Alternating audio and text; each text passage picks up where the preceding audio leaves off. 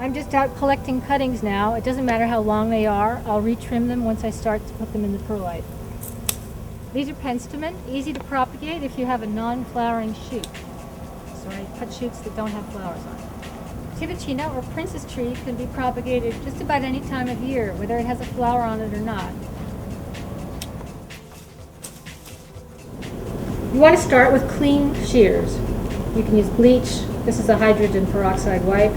Otherwise, you're spreading disease from plant to plant. The other important thing is that your shears are sharp. I sharpen them every day before I begin taking cuttings.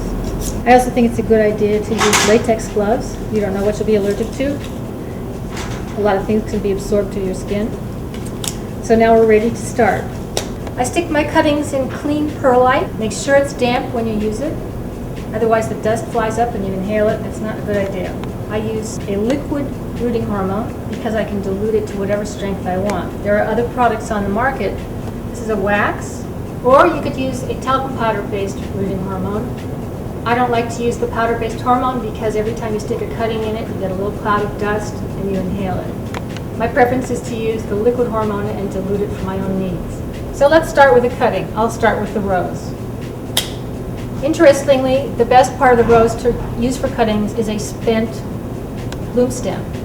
It's really only true of roses. I do cut that spent stem off, and I remove any leaves that will be pushed below the perlite. I dip it quickly in my rooting compound. If I want a greater surface area to absorb compound, I make a little scar on the bottom of the stem and dip that in the compound. That way you'll get roots all around this green area.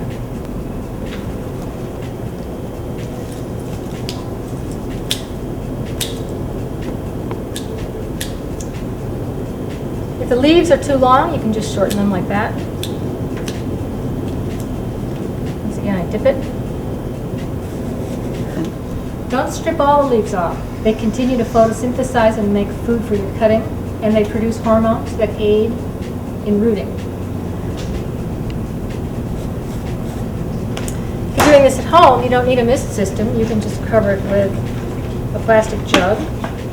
Once a week or so, make sure that the leaves are wet, and make sure that the medium is slightly wet. You can keep it inside but not in direct light, or outside in bright shade. Never let sunlight hit this directly, it'll get too hot. Roses take about 6 to 7 weeks to root, and they'll root easily this way. The most important factor for success of your cuttings is the time of year you take the cutting. Most plants have a window of opportunity in the year when they will root easily, and after that, it's difficult to root them. A rule of thumb is a flowering woody shrub that blooms on last year's wood, for example, a lilac or weigela, is best taken in July and August. That's the window of opportunity. Camellias, weigelas, lilacs. Herbaceous perennials, on the other hand, are best rooted when they have a new flush of growth in the spring after winter dormancy.